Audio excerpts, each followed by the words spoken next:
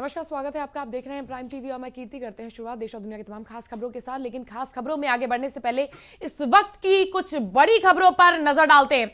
गणतंत्र दिवस के मौके पर देश में बढ़ाई गई सुरक्षा, देश में सरकार द्वारा किए गए पुख्ता इंतजाम, जम्मू कश्मीर के कई इलाकों में सर्च ऑपरेशन जारी। सूत्रों के हवाले से मिली आतंकी गतिविधियों की जानकारी। इस वक्त की बड़ी खबर सामने आ रही है गणतंत्र दिवस को लेकर, जहां पर गणतंत्र दिवस को देखते हुए सुरक्षा व्यवस्था बढ़ा दी गई है। देश में सरकार द्वारा किए गए हैं पुख्ता इंतजाम। मैं आपको बता देना चाहती हूँ कि जम्मू कश्मीर के कई इलाकों में सर्च ऑपरेशन भी जारी है। जिस तरह से खबर आ रही है कि गणतंत्र दिवस के मौके पर आतंकी गतिविधियों की भी जानकारी प्राप्त की जा रही है। सूत्रों के हवाले से ये जानकारी मिल रही है। वहीं इस पूरी खबर पर हमारे साथ एमपी हेड धर्मेंद्र जुड़ चुके हैं। धर्मेंद्र जी, मैं हमसे जानना चाहूंगी किस तरह की गतिविधियों का ये जो सूत्रों के हवाले से जो खबर आ रही है कि आतंकी गतिविधियां हो सकती हैं, किस तरह का क्या कुछ अपडेट है? देखिए, जिस तरह से 26 जनवरी और 15 अगस्त जाहिर सी बात है स्वतंत्रता दिवस है हमारा, और 26 जनवरी गणतंत्र दिवस है। तो इसमें आतंकी गतिविधियों की संभावनाएं हमेशा बहुत ज्यादा रहती हैं। लेकिन अभी आज की बात करें तो जिस तरह से हमारे देश में लगातार आंदोलन चल रहे हैं, तो ये कहा जा सकता है कि आंदोलन एक अलग बात है क्योंकि वो हमारे देश के अपने लोग हैं। लेकिन हमेशा से पड़ोसी देश जो है वो हमारे देश में खलल पैदा करने के लिए, यहाँ की शांति भंग करने के लिए हमेशा 15 अगस्त और 26 जनवरी को टारगेट करता है और हमेशा से ही सुरक्षा व्यवस्था इसी के मद्देनजर बढ़ा दी जाती है। लेकिन इस बार हालात को देखते हुए क्योंकि कई दिनों से एजेंसियों को खबरें मिल रही थी कि आतंकी गतिविधियां बढ़ सकती हैं 26 जनवरी पर, जिसके चलते पुलिस प्रशासन, सीमा सुरक्षा बल दोनों ही अपने अपने क्षेत्रों में अलर्ट हुए हैं और लगातार जम्मू कश्मीर से लेकर देश के हर हिस्से में, अगर बात करें बंगाल की, तो वहां भी ममता बनर्जी के ऊपर जिस तरह के आरोप लगता, जो रुख है उनका श्री राम के नारों को लेकर या जिस तरह की गतिविधियों के आरोप उन पर है, उस क्षेत्र में भी खासी सुरक्षा बल जो है वहां पर बढ़ा दिए गए हैं और लगातार सीमा सुरक्षा बल जो है बीएसएफ के जवान वहां पर लगातार सर्चिंग कर रहे हैं इस समय। जी, इसके अलावा क्या कुछ सुरक्षा के इंतजाम किए जा रहे हैं? किस तरह की गतिविधियां जो हैं वो अधिकारियों द्वारा की जा रही है और कैसी क्या कुछ चीजों पर जो नजर बनाए हुए अधिकारी, उसको लेकर क्या कुछ अपडेट है? देखिए, सीमा सुरक्षा बल जो है बात करें तो जम्मू कश्मीर की, तो चप्पे चप्पे पर उनकी नजर तैनात है। जानकारियां खंगाली जा रही हैं, सर्चिंग वारंट जारी कर दिया गया है और बिल्कुल चाक चौबंदी के साथ बिल्कुल सुरक्षा बल वहां पर मुस्तैद है, तैनात है और जगह जगह पर छानबीन चल रही है। गौरतलब है, अगर हम गौर करें तो घाटी में सुरक्षा बलों को पिछले 6 महीने में चौथी सुरंग वहां पर जो मिली है, तो उसके बाद ये चाक चौबंदी और बढ़ गई है। सीमा सुरक्षा बल जो है बीएसएफ के जवानों ने जम्मू कश्मीर का जो एक कठुआ जिला है, वहां के हीरानगर क्षेत्र में एक सुरंग मिली थी उनको, जो कि पानसर नाम की जगह है। पानसर में जो ये सुरंग मिली थी उसकी लंबाई करीब 150 मीटर करीब बताई जा रही थी और करीब इसकी अगर बात करें तो 30 फीट की गहराई में रखी है। उसके बाद बीएसएफ के जवान और अलर्ट हो गए। जाहिर सी बात है, इन सुरंगों की जरूरत फिलहाल हमारे जवानों ने इसको नहीं बनाया था, इसकी जाहिर सी बात है कि ये सुरंग है ये किसी विदेशी ताकत ने, आतंकियों ने इसको बनाया था किसी, और जो इनका अंजाम देने वाले थे, ये अंजाम देते इससे पहले ही हमारे जो जवान हैं उन्होंने इसको सर्च कर लिया और इस पर चाक चौबंदी बढ़ा दी। और सुरक्षा के मद्देनजर जम्मू कश्मीर के चप्पे चप्पे पर एक एक जगह पर खंगाला जा रहा है। डॉग स्क्वाड की टीम जो है पुलिस प्रशासन की, वो भी वहां पर तैनात है। और केवल ऐसा हाल जम्मू कश्मीर में नहीं बल्कि मध्य प्रदेश में, उत्तर प्रदेश में, बिहार में, हरियाणा में, राजस्थान में, हर राज्यों में 26 जनवरी की सुरक्षा के मद्देनजर चारों तरफ डॉग स्क्वाड की टीम जो है वो घूम रही है। पुलिस प्रशासन की नजर है। सीमा की बात करें, सीमा सुरक्षा बल हर जगह तैनात कर दिए गए हैं। जी, बहुत बहुत शुक्रिया धर्मेंद्र जी हमारे साथ जुड़ने के लिए। तो ये आपने देखा कि हर बार की तरह इस बार भी आतंकी अपनी साजिशें रचा रहे हैं। इसी के तहत देश भी सतर्क हो, तमाम चीजों को लेकर अधिकारियों को अलर्ट मोड पर रहने के निर्देश दे दिए गए हैं। वहीं सूत्रों के हवाले से जानकारी मिल रही है कि आतंकी एक बार फिर 26 जनवरी को किसी नापाक हरकत को अंजाम देने के लिए फिराक में है।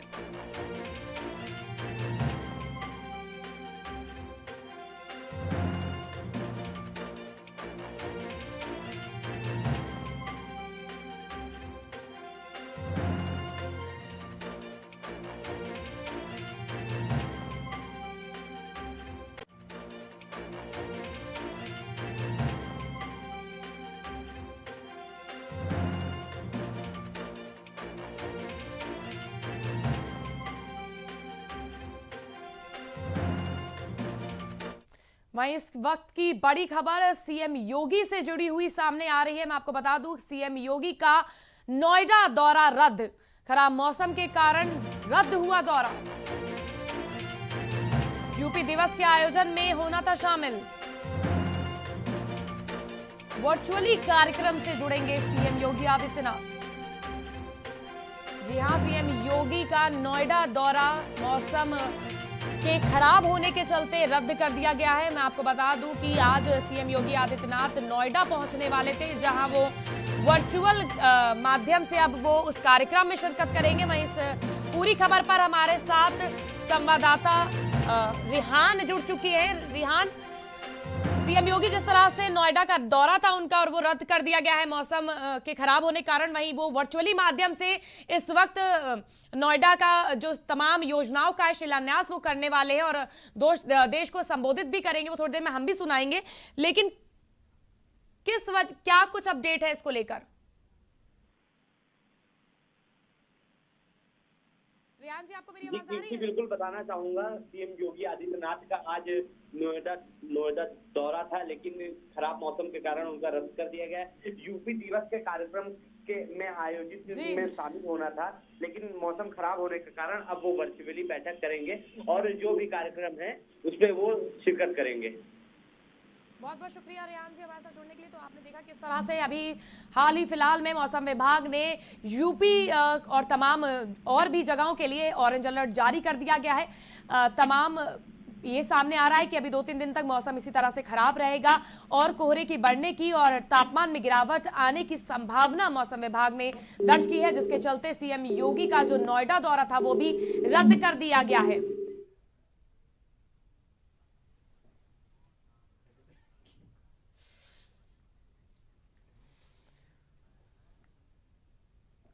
वहीं अगली बड़ी खबर, अखिलेश ने 2 नारों का ऐलान किया है गणतंत्र दिवस को लेकर। जी हां, गणतंत्र दिवस से पहले अखिलेश का बड़ा ऐलान। अखिलेश ने 2 नारों की घोषणा। विकास सच्चा, काम अच्छा का दिया नारा। विकास का काम जनता के नाम, यह भी है नारा। सपा सुप्रीमो अखिलेश यादव का महाघोषणा, पत्र जारी कर महाघोषणा का किया ऐलान। गणतंत्र दिवस से पहले अखिलेश यादव का बड़ा ऐलान। अखिलेश यादव ने 2 नारों की घोषणा की है। मैं आपको बता देना चाहती हूं, विकास सच्चा, काम अच्छा, पहला नारा अखिलेश यादव ने यह दिया। वहीं दूसरा नारा उन्होंने दिया, विकास का काम जनता के नाम। जिस तरह से चुनाव नजदीक है, उससे पहले अखिलेश यादव ने 2 नारों के साथ चुनावी बिगुल भी फूंक दिया है और लोगों के बीच उतरते हुए उन्होंने 2 नारों की घोषणा कर दी है। विकास सच्चा, काम अच्छा, ये पहला नारा अखिलेश यादव द्वारा दिया गया है। वहीं विकास का काम जनता के नाम, जिससे साफ पता चल रहा है कि सपा सुप्रीमो अखिलेश यादव इस बार विकास को अपनी राह बनाकर आगे बढ़ेंगे। वहीं इस पूरी खबर पर हमारे संवाददाता राहुल जुड़ चुके हैं। राहुल, जिस तरह से अखिलेश का ये नारे जो उन्होंने लगाए हैं और वो सामने आ रहे हैं, उससे साफ ये तो कहीं ना कहीं पता ही चल रहा है कि विकास की राह इस बार सपा सरकार पकड़ने वाली है। जी कृति, आपको मैं बताना ये चाहूंगा कि जिस तरीके से उत्तर प्रदेश में राजनीतिक सुदृढ़ाहट जो है, तमाम दलों ने अपना अपना जोर खोम और बीजेपी ने भी कहीं ना कहीं अपना चुनाव प्रचार का जो है जेपी नड्डा आके संकेत दे दिए हैं कि अब 2022 का लक्ष्य बीजेपी भी रख रही है। तो इसमें कहीं ना कहीं सपा भी अपने जोरखम जो है और अपने एजेंडा जो है, मुख्य उनका एजेंडा सपा का यही है कि हम जो भी चुनाव लड़ेंगे किसी भी जाति, धर्म और संप्रदाय के ऊपर न लड़के हुए हम डायरेक्ट विकास कार्यों के लिए, जो कि 2014 से पहले उन्होंने जो भी अपना काम किया था अखिलेश यादव ने, अब वो उसी मॉडल को पेश करके पूरे प्रदेश भर में चुनाव प्रचार करेंगे और उसी पे वो पूरे अपने कैंपेन को आगे बढ़ाएंगे। इसके अलावा अभी हाल फिलहाल में ही एक कार्यक्रम हुआ था जिसे सपा के तमाम नेता और जो मंत्री थे वो भी शामिल हुए थे। उसमें उसको लेकर भी, चुनाव को लेकर भी तमाम मुद्दों पर बात होनी थी। चुनाव को लेकर जो लोगों अपने कार्यकर्ताओं को उन्होंने जो संदेश दिया, उसको लेकर क्या कुछ अपडेट सामने आ रही है? हाँ, मैं आपको ये बताना चाहूंगा कि अखिलेश यादव ने अपनी कार्यकर्ताओं से और तमाम जगहों पे, प्रदेश के तमाम जिलों में वो अपनी कार्यकर्ताओं से मिल भी रहे हैं। वीडियो कॉन्फ्रेंसिंग के जरिए हुआ, चाहे कार्यालय पे जाना हुआ, चाहे कहीं भी जाना हुआ, वो अपने तमाम कार्यकर्ताओं से मीटिंग कर रहे हैं, मिल रहे हैं और अपनी मजबूती के साथ, रणनीति के साथ वो प्रदेश भर के कार्यकर्ताओं को ये संदेश दे रहे हैं कि हमने जो तरीके से कार्य किया था, चाहे वो लैपटॉप बांटना हुआ, चाहे वो सुकन्या धन हुआ, चाहे वो किसी भी प्रकार का जितने भी काम किया गया था सपा गवर्नमेंट में, चाहे वृद्धा पेंशन हुआ, उन सब चीजों को लेकर अपने अपने गांव में इस तरीके से जिलों स्तर पे, बूथ स्तर पे और बूथ अध्यक्षों के साथ सबसे ज्यादा उनकी जो सेंध है वो अपने बूथ स्तर को मजबूत करना चाहती है सपा सरकार। सपा के जो कार्यकर्ता हैं वो तमाम जगहों पे जा रहे हैं। बहुत बहुत शुक्रिया राहुल जी हमारे साथ जुड़ने के लिए। तो ये आपने देखा कि अखिलेश लगातार प्रदेश सरकार पर हमलावर तो विकास कार्यों को लेकर थे ही थे, लेकिन उन्होंने चुनाव से पहले अपने 2 नारों की घोषणा कर दी है और इस घोषणा में उन्होंने साफ तौर पर विकास का मुद्दा आगे उठाते हुए विकास की राह पर आगे बढ़ने का ऐलान कर दिया है। तो मैं एक बार फिर बता दूं, 2 नारों की घोषणा की है, जिसमें पहला नारा विकास सच्चा काम अच्छा, दूसरा नारा उन्होंने दिया है विकास का नाम, विकास का काम जनता के नाम। वहीं बढ़ते हैं अपनी आज की खास खबरों की ओर। औरैया में राम मंदिर निर्माण को लेकर लोग बढ़ चढ़कर हिस्सा ले रहे हैं। राम मंदिर निर्माण के लिए पूर्व ब्लॉक प्रमुख ने आरएसएस के जिला प्रचारक को 5 लाख रुपए का चेक दिया। राजकुमार पूर्व ब्लॉक प्रमुख ने कहा कि सभी लोग से अपील है कि राम मंदिर निर्माण के लिए हर दिन दान दे, जितना भी हो सके उतना ही दान करें। राम मंदिर निर्माण के लिए लगातार लोग समर्पण राशि प्रदान कर रहे हैं। वहीं पूर्व ब्लॉक प्रमुख ने भी राम मंदिर के लिए दान किया औरैया से। उन्होंने 5 लाख की राशि देकर राम मंदिर निर्माण में अपना सहयोग दिया है और साथ ही साथ लोगों से अपील भी की है कि वो भी आगे आकर बढ़ चढ़कर इसमें हिस्सा ले और जितना भी दान हो सके वो राम मंदिर के लिए दान करें।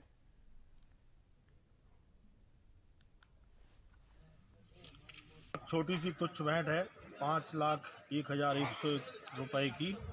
हमारा सभी लोगों से ये विनम्र निवेदन है कि भगवान श्री राम का ये जो मंदिर बन रहा है, इसमें जो भी सहयोग कर सकते हैं, 11 रुपए से लेके जो भी सहयोग बन रहे हैं आपसे, आप सब लोग इसमें सहयोग करिए, इस कुंभ में अपनी थोड़ी सी भागीदारी करिए। अमेठी के मोहनगंज कोतवाली क्षेत्र में संदिग्ध परिस्थितियों में पूर्व प्रधान का शव मिला, जिससे गांव में हड़कंप मच गया। बता दें कि कल शाम से ही पूर्व प्रधान घर से लापता थे। वहीं परिजनों द्वारा हत्या कर शव फेंके जाने की आशंका जताई जा रही है। मृतक प्रधान के शरीर पर गोलियों के निशान भी मिले हैं। अमेठी में पूर्व प्रधान का शव मिलने से हड़कंप मच गया। बता दें कि गोली मारकर हत्या की गई है पूर्व प्रधान की। वहीं पुलिस तमाम पहलुओं पर जांच कर रही है।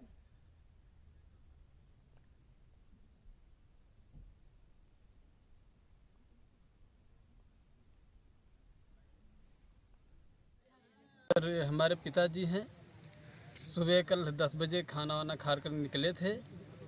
उसके बाद शाम को हमने 7 बजे फ़ोन किया तो उठाए, बोले गांव के पास में आ गए हैं।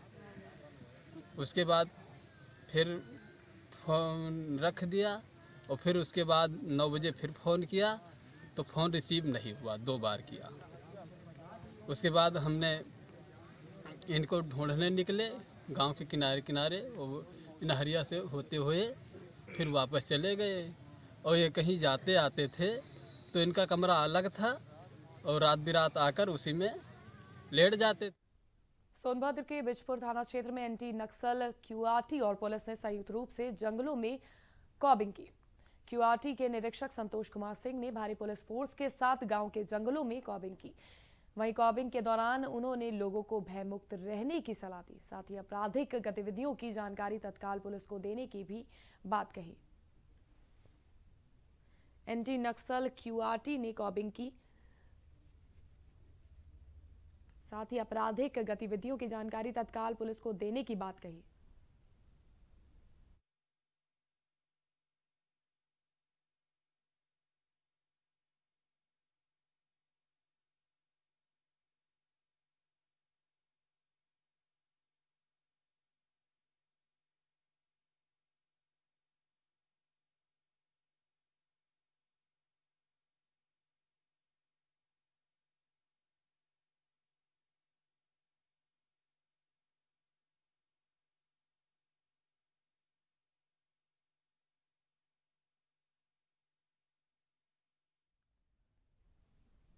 सुल्तानपुर में प्राइम टीवी की खबर का बड़ा असर हुआ है।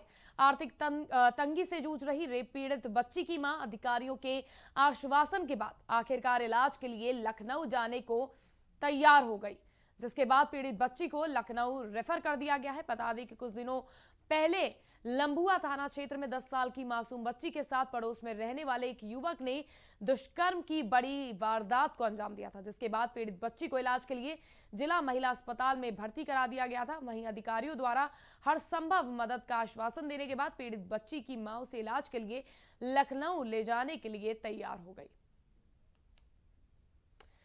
तो प्राइम टीवी की खबर का बड़ा असर हुआ है। मैं आपको बता दूं कि कुछ दिनों पहले ही इस 10 साल की मासूम बच्ची के साथ दुष्कर्म की घिनौनी वारदात को एक युवक ने अंजाम दिया था, जिसके बाद बच्ची को पास के ही अस्पताल में भर्ती कराया गया था, लेकिन हालत बिगड़ती हुई देख बच्ची को लखनऊ के लिए रेफर किया गया था। हालांकि परिजनों की हालत तंगी होने के कारण, उनके पास उतना पैसा ना होने के कारण वो बच्ची को लखनऊ के हॉस्पिटल में ले जाने में असमर्थ हो रहे थे, जिसकी खबर हमने प्रमुखता से चलाई और प्राइम टीवी की खबर का असर हुआ। अधिकारी हरकत में आए और उन्होंने तुरंत इस पूरे चीज पर एक्शन लेते हुए उन्होंने तुरंत पीड़ित के परिजनों को हर सुविधा मुहैया कराने की बात की है। देखिए, बच्ची की तबीयत अभी इस समय, जैसा कि मैंने एग्ज़ामिन किया तो इस समय तो ठीक है, अभी कोई एनीमिया वगैरह नहीं है। ब्लीडिंग उसको माइल्ड हुई है, लेकिन कि हमारी जो गायनेकोलॉजिस्ट से बात हुई है उसको पर वाजाइनल ब्लीडिंग थोड़ी थोड़ी बनी हुई है। तो वो ब्लीडिंग अगर नहीं रुकती है तो पेशेंट कभी भी किसी भी समय सीरियस हो सकता है। तो उसको जो है मैनेज करने के लिए पेशेंट को रेफ़र कर रहे हैं, लखनऊ KGMC के लिए रेफ़र कर रहे हैं और वहाँ के लिए मैंने वहाँ कैसे क्या मैनेजमेंट होगा उसके लिए भी अटेंडेंट को मैंने चीज़ों को जो है बता दिया है और व्यवस्थाएं यहाँ से मैं एम्बुलेंस की व्यवस्था करके सारी चीज़ों को जो है मैनेज करके। उत्तर प्रदेश राज्य स्थापना दिवस के अवसर पर प्रतापगढ़ के अफीम कोठी सभागार में कार्यक्रम आयोजित किया गया। इस कार्यक्रम में तमाम योजनाओं का ग्राम विकास मंत्री राजेंद्र सिंह मोती ने शिलान्यास किया। आयोजित जनसभा के दौरान तमाम अच्छे कार्य करने वाले प्रशंसनीय लोगों को सम्मानित भी किया गया। प्रदर्शनी अवलोकन के दौरान बेसिक शिक्षा विभाग के बच्चों का परफॉर्मेंस लोगों को काफी पसंद आया, जहां बच्चों ने क्राइम कंट्रोल पर डेमो दिखाया, वहीं दूसरी तरफ स्वच्छता का डेमो देकर बच्चों ने नसीहत पेश की।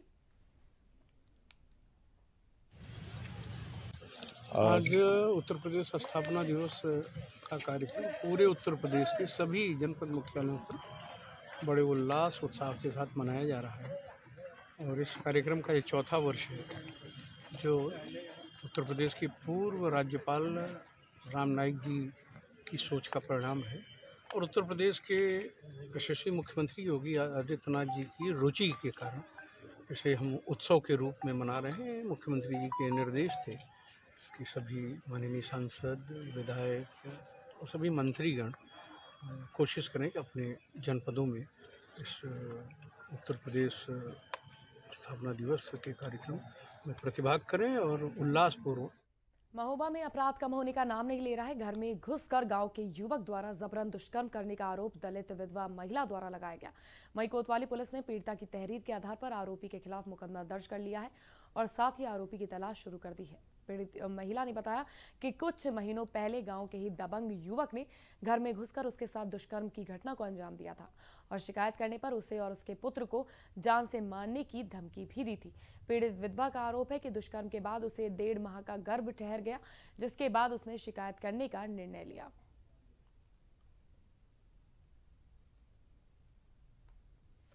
पुलिस ने आरोपी के खिलाफ मुकदमा दर्ज कर लिया है। महोबा की ये घटना है, जहां एक विधवा महिला ने एक युवक पर उसके साथ दुष्कर्म करने का आरोप लगाया है। वहीं महिला का साफ तौर पर कहना है, जब मैं गर्भवती हो गई तो मैंने हिम्मत जुटाकर पुलिस में कंप्लेन की।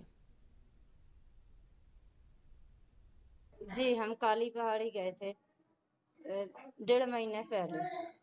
तो मतलब अखिलेश हमारे संग में छेड़खानी करता है, उसने हमें जबरदस्ती पकड़ा। इसके कारण 1.5 महीने से प्रेग्नेंट हूँ।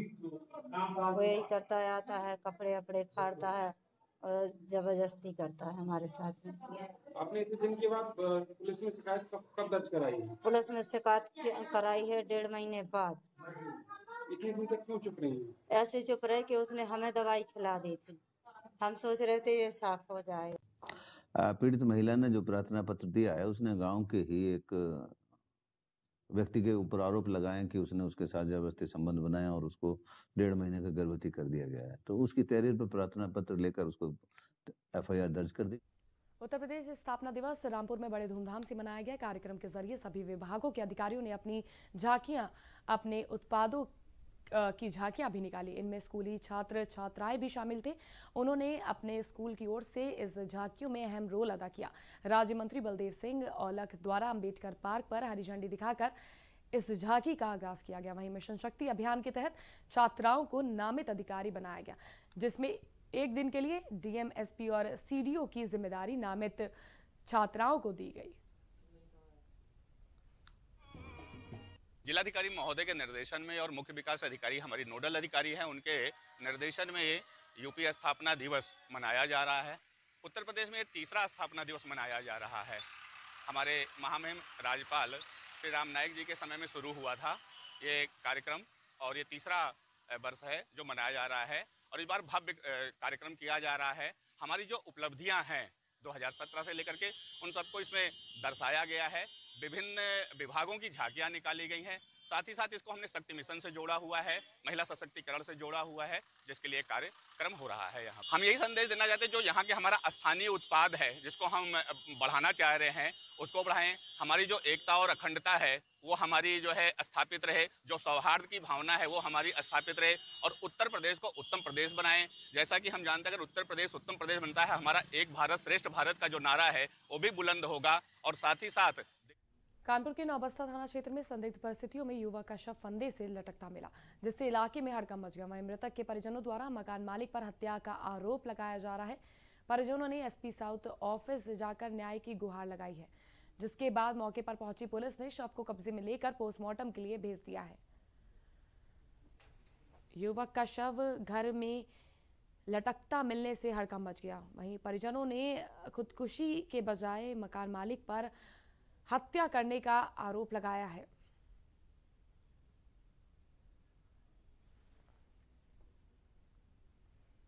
सोनभद्र के चौपन थाना क्षेत्र में शॉर्ट सर्किट की वजह से कार में आग लग गई। आग लगने से वहां पर मौजूद लोगों में हड़कंप मच गया। कार में सवार सभी लोग सुरक्षित बताए जा रहे हैं।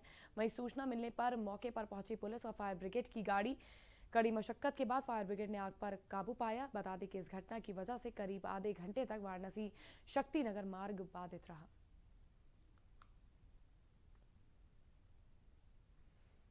कानपुर के गोविंद नगर थाना क्षेत्र के दादानगर सेवाग्राम कॉलोनी में दो पक्षों में जमकर मारपीट और पथराव हुआ। इस दौरान कई लोग घायल हो गए।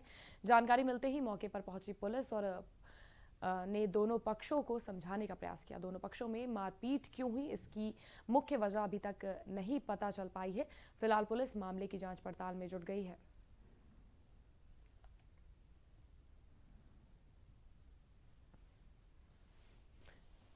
सेवाग्राम कॉलोनी की ये तस्वीरें हम आपको दिखा रहे हैं, जहां दो पक्षों के बीच मामूली किस बात को लेकर हाथापाई शुरू हो गई ये अभी तक फिलहाल पता नहीं चल पाया, जिसकी हर पहलुओं से पुलिस जांच कर रही है।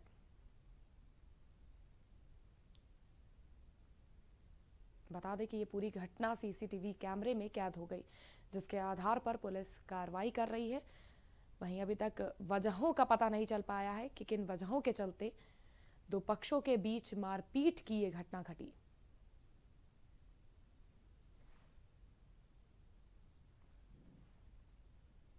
फिलहाल के लिए इन खास खबरों में बस इतना ही। हम फिर हाजिर होंगे देश और दुनिया की तमाम खास खबरों के साथ। आप देखते रहिए प्राइम TV।